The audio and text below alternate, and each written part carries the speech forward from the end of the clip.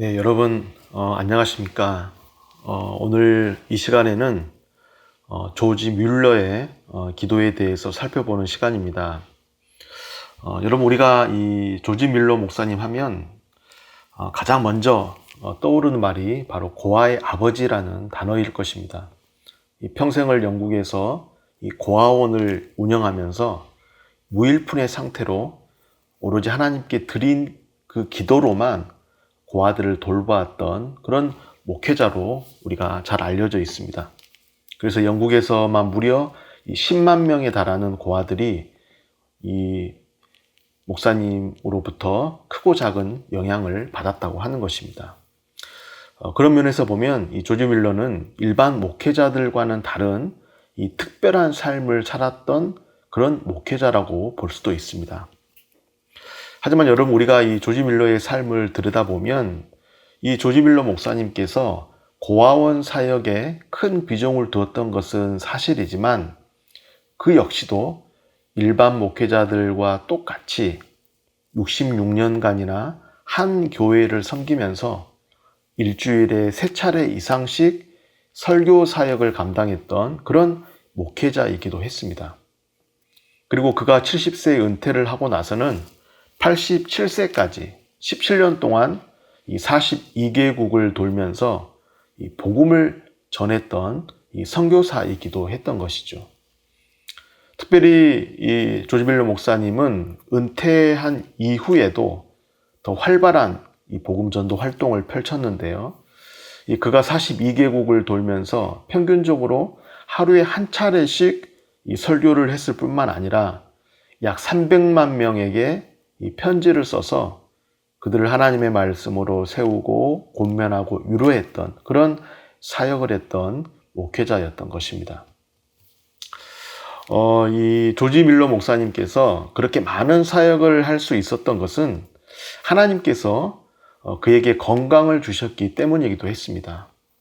이 조지 뮬러는 당대 이 19세기 사람들 치고는 꽤 장수한 사람이었다고 볼 수가 있겠습니다.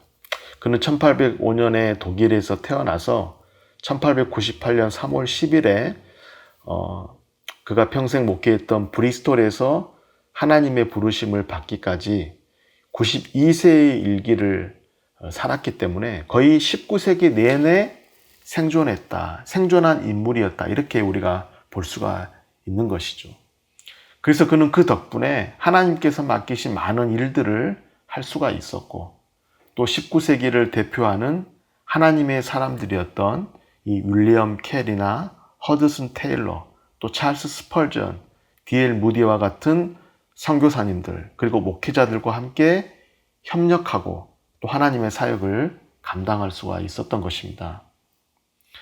사실 여러분 이 조지 뮬러 목사님이 처음부터 하나님 앞에 경건하고 신실했던 목회자는 아니었습니다. 그는 청소년 시기를 이 술과 도박과 사기 등으로 절제를 모르는 삶을 살았던 사람이었습니다. 한때는 절도를 범해서 감옥에 수감되기도 했고 심지어 어머니의 임종 소식을 들은 그날에도 친구들과 길거리를 정신없이 방황하던 문제아이이기도 했습니다. 그런데 여러분 그가 복음을 믿고 그리스도를 영접하게 되면서 그의 인생이 완전히 달라지게 되었던 것이죠. 이 조지 뮬러는 복음을 깨닫고 거듭남의 체험을 했던 당시 상황을 이렇게 설명을 했습니다. 1829년 7월과 1830년 1월 사이에 나는 주 예수의 재림과 관련된 대표적인 성경 구절을 읽었습니다. 성경이 나의 규칙이고 성령이 나의 선생님이 되기에 충분하다는 것을 알았습니다.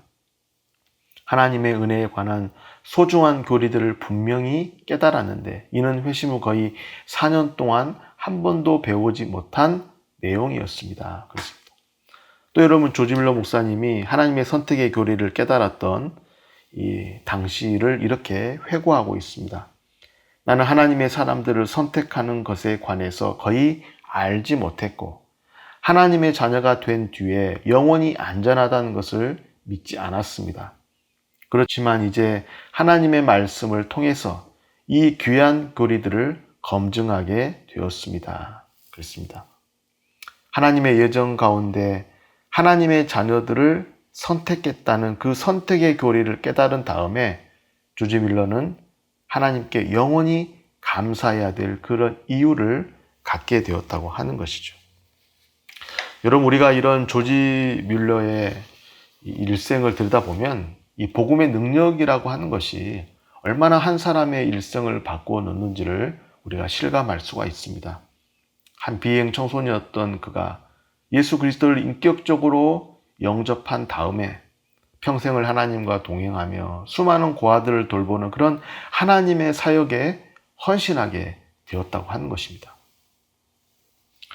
사실 여러분, 이 조지 밀러 목사님께서 이 아무것도 없는 그런 무일푼의 상태에서 이 엄청난 규모의 고아원 사역을 일으켰습니다. 그런데 이 조지 밀러 목사님께서 그런 고아원 사역을 감당할 수 있었던 것은 바로 이 살아계신 하나님, 이 살아계신 하나님에 대한 확신이 있었기 때문이었습니다. 하나님은 살아계셔서 지금도 역사하고 계시는 분이라고 하는 것이죠. 바로 이 살아계신 하나님, 이것이 그가 오직 기도로서 고아들을 돌볼 수 있었던 그런 믿음의 원동력이 되었다고 하는 것입니다. 그래서 여러분, 조지 밀러 목사님께서 이렇게 말했습니다.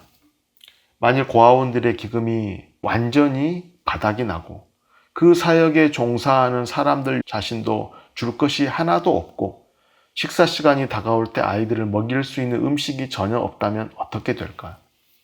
이렇게 생각한 적이 있을지 모른다. 그런 생각을 하는 우리의 마음은 절망적일 만큼 사악하다. 더 이상 살아계신 하나님을 의지하지 않거나 또는 우리 마음이 악한 생각을 품은 상태로 내버려질 경우에 우리는 그런 상태를 떠올릴 수 있다. 그렇지만 우리가 살아계신 하나님을 의지할 수 있는 한, 그리고 모든 면에서 우리에게 필요한 것이 부족하더라도 우리가 최소한 죄를 멀리할 수 있다면 그런 일은 일어나지 않을 것이다. 그랬습니다. 여러분, 생각해 보십시오. 당시에 이 조지 밀러 목사님의 고아원 사역이라고 하는 것은 어떤 재단에 마련된 기금을 가지고 운영했던 사역이 아니었습니다. 그때마다 들어오는 후원 그리고 기부금을 받아서 운영이 되었기 때문에 이 조지 밀러 목사님은 날마다 기도하지 않을 수가 없었다고 하는 것입니다. 그리고 그렇게 고아원 사역을 평생 동안 감당할 수 있었던 원동력은 바로 살아계신 하나님에 대한 믿음 때문이었다고 하는 것이죠. 살아계신 하나님에 대한 확신이 흔들린다면 이 수많은 고아들과 또 그들을 돌보기 위해 종사하는 많은 사람들을 여러분 어떻게 관리하고 이끌 수가 있겠습니까? 다시 말해서 이 조지 밀러 목사님은 오직 살아계신 하나님에 대한 믿음 그리고 기도 응답에 대한 확신을 가졌기 때문에 평생을 고아원 사역을 감당할 수 있었다고 하는 것입니다. 특별히 여러분, 이 조지 밀러 목사님께서 이 고아원을 설립했던 이유 3가지를 다음과 같이 밝혔습니다. 이것은 우리가 이 조지 밀러 목사님의 삶의 목적 그리고 그의 삶의 목표가 어디에 있었는지를 알 수 있는 굉장히 중요한 대목이라고 할 수가 있습니다. 이 조지 밀러 목사님께서 고아원을 설립한 목적 3가지를 이렇게 말했습니다. 첫째는 하나님께 영광이 되고 또한 하나님이 자신을 신뢰한다는 것이 헛되지 않다는 것을 보여주는 것이며 그 덕분에 하나님의 자녀들의 믿음은 강해질 수 있다 그랬습니다. 2번째, 고아원을 세웠던 이유는 부모 없는 어린이들의 영적 행복이 증진될 수 있다. 그리고 3번째는 그들의 일상적 행복이 확보될 수 있다 그랬습니다. 여러분, 이 조지 밀러 목사님께서 고아원을 설립했던 이 3가지 이유를 우리가 들여다보게 되면 이 고아원이 존재하는 첫 번째 이유가 고아들을 돌보기 위한 목적보다는 하나님을 신뢰할 수 있다는 것을 입증하는 것에 있었다 그랬습니다. 다시 말해서 그리스도인들에게 하나님은 살아계시고 그 하나님께서 친히 자신이 하신 말씀을 지킨다는 것을 격려할 목적으로 고아원이 존재한다고 하는 것입니다. 물론 고아들을 돌보는 큰 목적도 있었지만 더 우선이었던 것은 고아원을 통해서 우리가 하나님을 신뢰할 수 있고 약속하신 말씀을 지켜가시는 그 하나님을 나타내고 보여주기 위한 목적이 더 컸다고 하는 것입니다. 그리고 이것이 바로 이 조지 밀러 목사님이 가졌던 강력한 소명의식이었다고 하는 것이죠. 여러분, 이 조지 밀러 목사님께서 이 고아원을 운영했던 가장 큰 목적이 하나님을 나타내기 위한 목적이 있었다. 이 사실은 왜 이 조지 밀러 목사님이 오로지 기도로서만 고아원에 필요한 재정을 감당하려고 했는지 이것을 우리에게 여실히 보여준다고 할 수가 있습니다. 그것은 바로 고아원을 통해서 하나님의 신실하심을 입증해 보이고 싶었기 때문이라고 하는 것이죠. 그래서 고아원을 설립했고 오직 기도로서만 이 고아원 운영을 감당했다고 하는 것입니다. 조지 밀러 목사님께서 이렇게 말씀하고 있습니다. 내가 무엇보다 잘한 일은 고아원을 설립한 일입니다. 사람이 눈으로 확인할 수 있는 그 무엇이 필요했습니다. 그런데 가난한 사람인 내가 오로지 기도와 믿음으로 어떤 개인에게도 도움을 구하지 않고 고아원을 설립하고 운영할 수 있는 도구를 확보했다면 하나님의 자녀들의 믿음을 강화할 뿐만 아니라 비그리스도인의 양심에 증거가 될 수 있는 어떤 일이 생겨날 수 있습니다. 따라서 이것이 고아원을 설립한 1차적인 이유에서였습니다.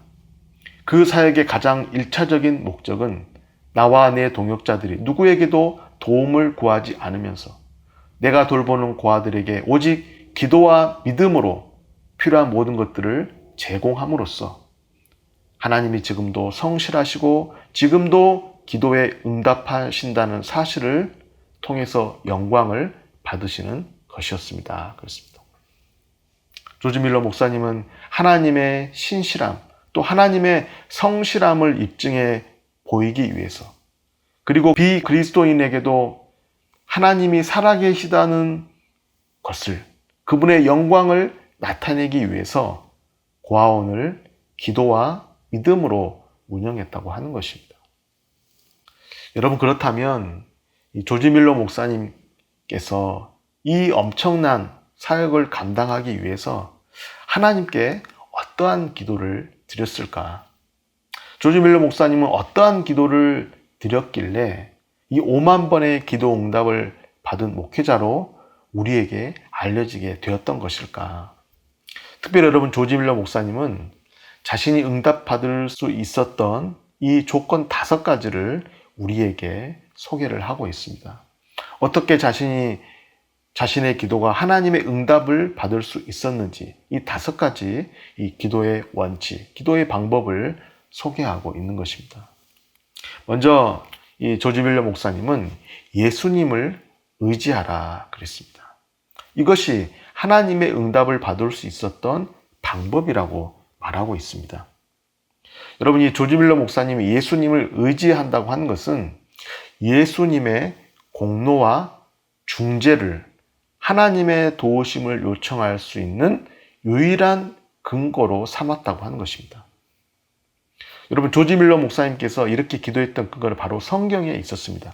예수님께서 이렇게 말씀하셨던 것이죠. 너희가 내 이름으로 무엇을 구하든지 내가 행하리니 이는 아버지로 하여금 아들로 말미암아 영광을 받으시게 하려 함이라. 내 이름으로 무엇이든지 내게 구하면 내가 행하리라 그랬습니다. 여러분, 이 조지 밀러 목사님께서 예수 그리스도의 예수님의 공로와 중재를 기도의 유일한 근거로 의지했다. 예수님의 공로와 중재를 기도의 유일한 근거로 삼았다. 이것이 여러분 무슨 의미겠습니까? 저는 이 대목이 굉장히 중요하다고 생각을 합니다. 다시 말하면 이 조지 밀러 목사님은 모든 기도를 예수 그리스도 안에서 하나님께 올려드렸다고 하는 것입니다. 예수 그리스도 안에서 하나님께 기도했다는 것은 예수 그리스도를 믿는 그 믿음 안에서 기도했다고 하는 것입니다. 여러분 생각해 보십시오. 우리가 어떻게 하나님께 기도할 수 있는 자가 된 겁니까? 나와 같은 사람이, 나와 같은 죄인이 무슨 자격으로 감히 거룩하신 하나님께 우리의 요구를 청할 수 있는 그런 사람이 된 겁니까? 그것은 오직 예수 그리스도의 공로를 우리가 믿고 의지하기 때문인 것이죠. 우리가 예수 그리스도의 십자가의 공로를 믿고 의지하고 있기 때문에 하나님은 우리를 하나님의 자녀로 인정해 주셨던 것이고, 더 나아가서 우리가 하나님께 기도할 수 있는 자격을 얻은 자가 되었다고 하는 것입니다. 다시 말해서 조지 밀러 목사님은 이것을 분명히 인식하며 기도했다고 하는 것이죠. 이 예수 그리스도를 믿는 믿음 안에서 이 예수 그리스도를 온전히 의지함으로 하나님 앞에 나아갔다고 하는 것입니다. 다시 말해서 여러분, 기도라고 하는 것은 전적으로 예수님의 공로를 믿고 의지하는 그 기반 위에서 드려지는 거라고 하는 것이죠. 또 여러분, 조지 밀러 목사님은 예수 그리스도의 공로와 더불어서 예수님의 중재하심을 기도의 근거로 삼았다고 하는 것입니다. 여러분, 예수님의 중재하심이 우리 기도의 근거가 된다는 것이 무슨 의미입니까? 우리가 아는 것처럼 예수님은 우리의 유일한 중보자 하나님이신 것입니다. 우리와 하나님 사이를 연결해주는 유일한 중보자가 예수 그리스도라고 하는 것이죠. 물론 여러분, 예수님이 우리의 중보자가 되실 수 있는 것은 우리 죄를 대신해서 십자가에서 죽으신 그 공로 때문인 것입니다.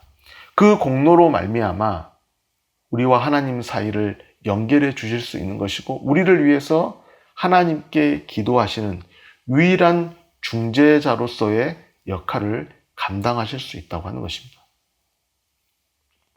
여러분, 예수님은 우리 죄를 위해서 십자가에서 죽으신 것으로 모든 사역이 종결된 것이 아니라 현재는 무슨 일을 행하고 계시는 겁니까? 바로 우리를 위해서 중재하시고 중보하시는 사역을 행하고 계시는 것이죠. 우리의 믿음을 위해서 기도하고 계시고, 더 나아가 하늘과 땅의 모든 권세를 가지고 우리의 구원을 위해서, 우리의 영생을 위해서, 이 땅에서 하나님의 백성으로서의 삶을 위해서 다스리고 통치하고 계시다고 하는 것입니다. 그래서 조지 밀러 목사님은 이러한 예수 그리스도의 공로와 중재하심을 근거로 그 믿음 위에서 하나님 앞에 기도했다고 하는 것입니다.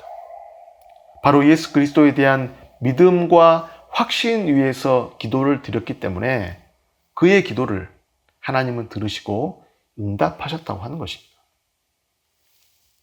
조지 밀러 목사님은 하나님께 응답받을 수 있었던 두 번째 기도의 조건에 대해서 이렇게 말했습니다.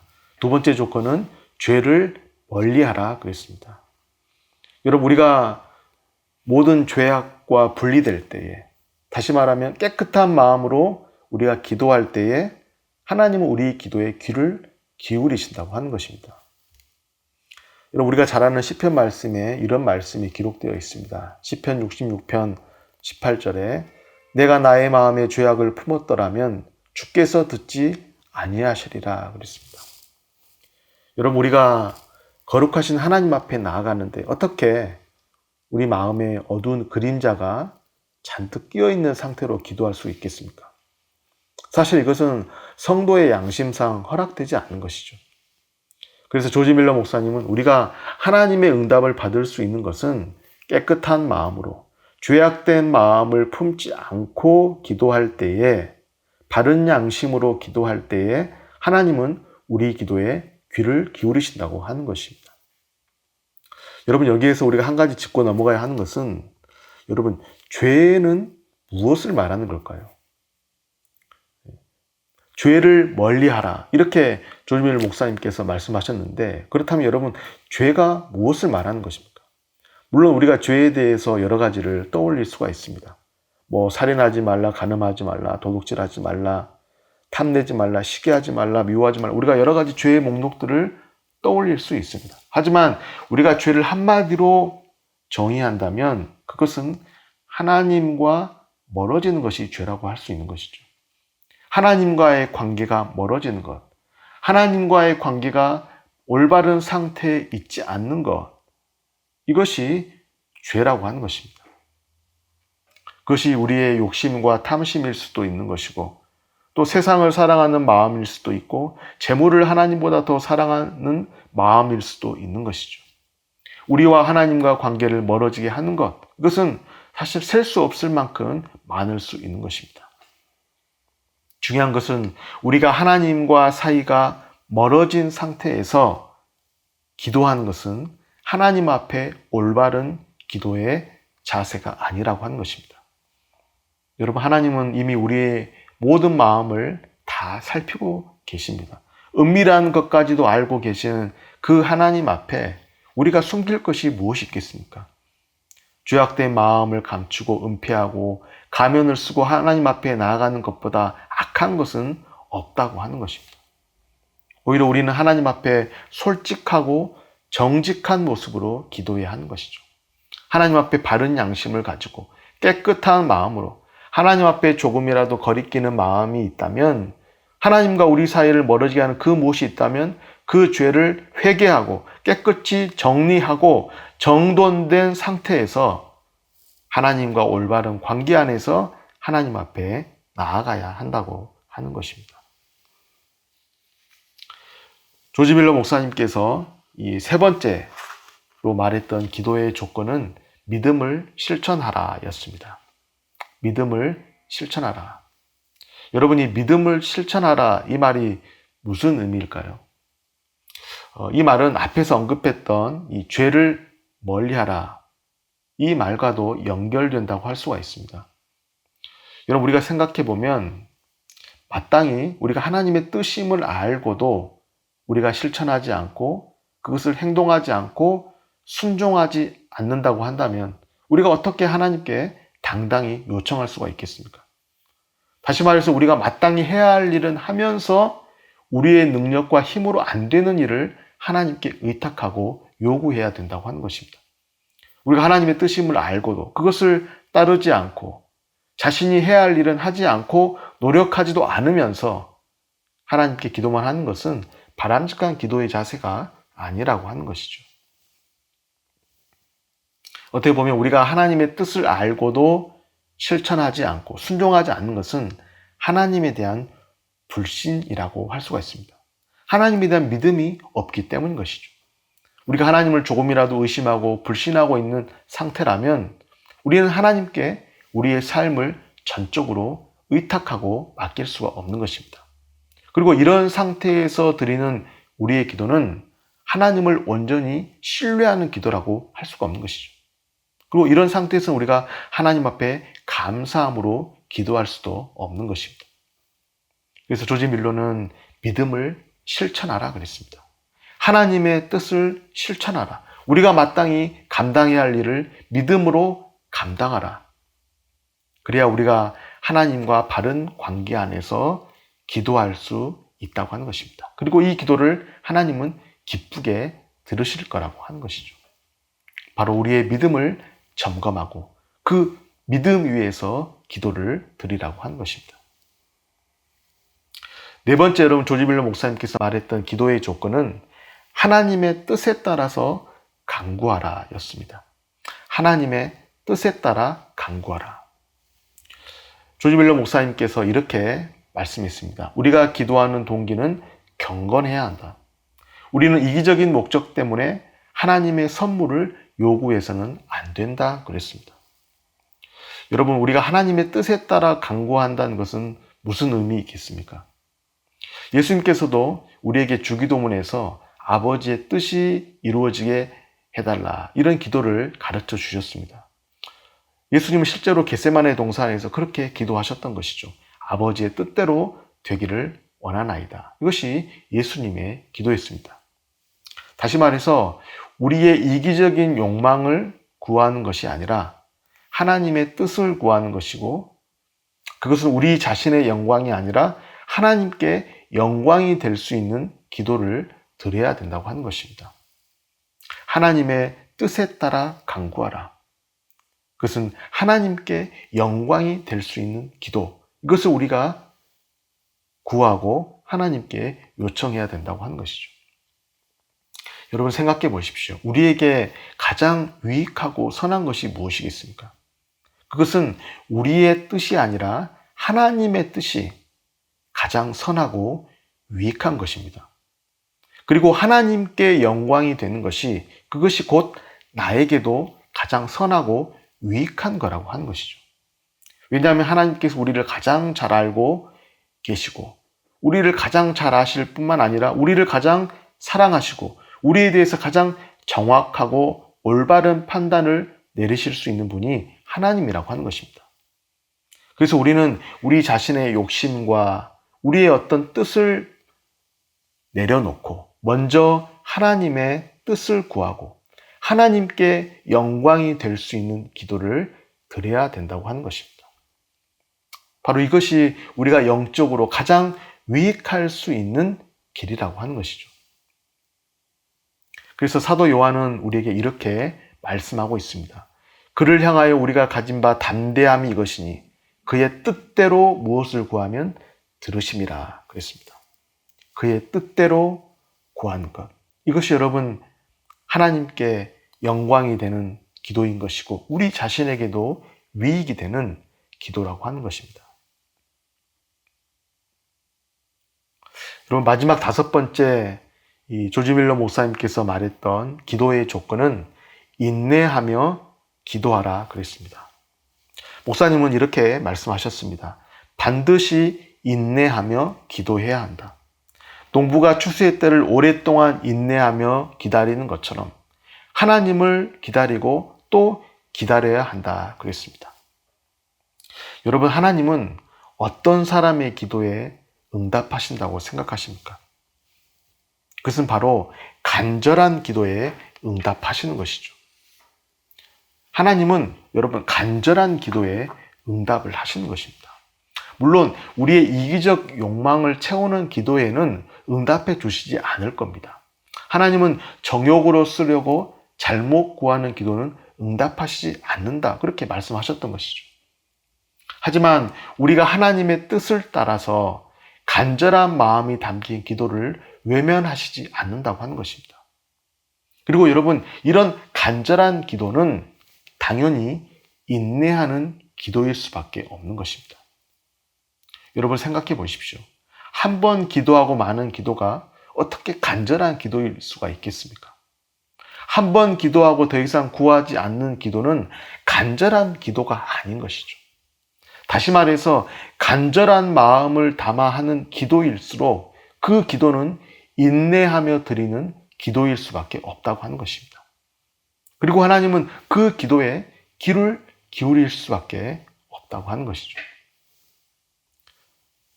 조지 밀러 목사님은 이렇게 말씀을 하고 있습니다. 나는 5명의 영혼이 주님께 돌아올 수 있도록 기도했다. 하루도 거르지 않았다. 병을 앓든지 아니면 묻히나 바다를 여행할 때도 마찬가지였다. 일이 몹시 분주하더라도 늘 변함없이 기도했다. 그렇게 18개월이 지나자 한 사람이 회심했다. 하나님께 감사하고 나머지 사람들을 위해 계속 기도했다. 5년 후 또 다른 사람이 회심했고 2번째 사람의 회심을 감사했다. 그리고 나머지 셋을 위해 똑같은 마음으로 기도했다. 매일 그렇게 기도한 덕분에 3번째 사람 역시 돌아왔다. 하나님께 감사드리고 나머지 2를 위해 기도했다. 하지만 그들은 돌아오지 않았다. 기도할 때마다 수천 번의 기도 응답을 받아온 내가 그들의 영혼을 위해서 거르지 않고 36년간 계속 간구하지만 그들은 지금까지 회개하지 않고 있다. 그럼에도 나는 하나님 안에서 소망의 끈을 놓지 않을 것이다. 응답을 받을 때까지 포기하지 않고 거듭 기도할 것이다. 지금은 비록 회개하지 않더라도 언젠가는 반드시 그들이 회개하게 될 것을 알기 때문이다. 그랬습니다. 여러분 바로 이 기도하는 사람은 하나님 앞에 인내할 줄 알아야 한다고 하는 것입니다. 여러분 그리고 우리의 기도가 간절하면 간절할수록 우리의 기도는 하나님 앞에 인내하는 기도가 될 수밖에 없는 것입니다. 여러분, 우리가 여기까지 조지 밀러 목사님께서 말했던 기도의 5가지 조건을 잠깐 살펴보았습니다. 많은 사람들은 그렇게 생각할 수도 있습니다. 조지 밀러 목사님께서 하나님 앞에 이런 수만 번씩이나 기도 응답을 받을 수 있었던 것은 그가 하나님께 특별한 믿음의 은사를 받았기 때문일 것이다. 하나님께 믿음의 은사를 받았기 때문에 그런 어려운 상황에서도 확신을 가지고 확신 가운데 기도할 수가 있었고, 그리고 그 기도에 하나님은 응답하셨다고 하는 것이죠. 근데 여러분, 이 조지 밀러 목사님은 사람들이 자신을 그렇게 평가할 때마다 자신에게는 그런 믿음의 은사가 없다, 이렇게 잘라 말했습니다. 내가 믿음의 은사를 갖고 있다고 생각하면 안 됩니다. 그 은사는 병 고치는 은사나 능력 행함이나 예언과 더불어서 고린도전서 12장 9절에 소개되어 있습니다. 그렇지만 내 믿음이 고린도전서 12장 9절에 소개된 믿음의 은사라는 것은 맞지 않습니다. 그렇습니다. 여러분, 여기에서 이 믿음의 은사라고 하는 것은 한마디로 말하면, 쉽게 말하면 믿으려고 하지 않아도 믿어지는 것을 말하는 것입니다. 내가 굳이 성경의 근거에서 믿으려고 애쓰고 힘쓰지 않아도, 노력하지 않아도 이루어질 것이 믿어지는 것을 말하는 것이죠. 여러분, 우리에게도 종종 그런 경우가 있지 않습니까? 하나님께서 어떤 일에 대해서 우리에게 확신을 주실 때가 있는 것이죠. 이것은 우리의 특별한 노력이 없이도 믿어지는 경우를 말하는 것입니다. 하지만 여러분, 조지 밀러 목사님께서 자신이 하나님을 향한 믿음을 가지고 기도한 것은 맞지만 믿음의 은사를 받아서 이런 믿으려고 하지 않아도 믿어지는 그런 특별한 은사를 받아서 고아원 사역을 이루었던 것은 아니라고 하는 것입니다. 조지 밀러 목사님은 얼마나 자신이 믿음의 시험을 받았느냐 하는 질문에 이렇게 대답을 하고 있습니다. 내 신앙은 상당한 시험을 받고 있고 내가 겪는 어려움은 어느 때보다 강력합니다. 우리는 재정적인 책임 이외에도 필요한 후원자들을 계속 찾아내서 집이 없는 수백 명의 고아들에게 지금껏 필요한 장소를 제공했습니다. 나는 사랑하는 후원자들에게 기도해 주십사 연락했습니다. 하지만 늘 기도하고 신뢰해야 했습니다. 늘 기도하고 신뢰해야 했습니다. 살아있는 하나님을 신뢰하는 것은 좋은 일입니다. 그분이 내가 결코 너희를 버리지 아니하고 너희를 떠나지 아니하리라, 이렇게 말씀하셨기 때문입니다. 여러분, 우리가 여기에서 알 수 있는 것은 이 조지 밀러 목사님 역시도 우리와 똑같은 그런 성정을 가진 사람이었고 평범한 인물이었고, 그 역시도 매번 기도할 때마다 하나님을 신뢰하면서 그 하나님의 말씀과 그 약속에 의지해서 기도해야 했다고 하는 것입니다. 그러므로 여러분, 오늘 우리의 기도도 어떠해야 하겠습니까? 우리의 기도도 하나님을 신뢰하면서 하나님의 약속의 말씀을 의지해서 기도해야 한다고 하는 것입니다. 그리고 오늘 이 조지 밀러 목사님께서 우리에게 소개한 이 5가지 이 기도의 조건을 우리가 한번 음미하면서 우리의 기도가 옳은 방향으로 나아가고 있는지, 옳은 방법으로 드려지고 있는지 항상 점검하는 우리의 기도가 되어야 하겠습니다. 그리고 이런 기도를 통해서 하나님은 우리의 믿음이 더욱더 자라고 성숙해지고 또 하나님을 아는 지식에 더욱더 자라가는 우리의 모습으로 다듬어 가실 줄로 믿습니다.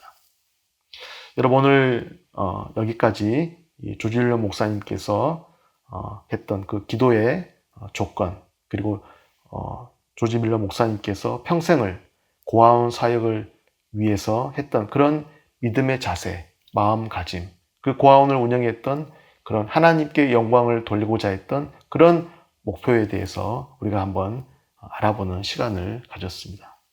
그럼 이것으로 조지 밀러 목사님의 기도를 마치도록 하겠습니다. 한 주간도 주님 안에서 평안하시길 바랍니다. 감사합니다.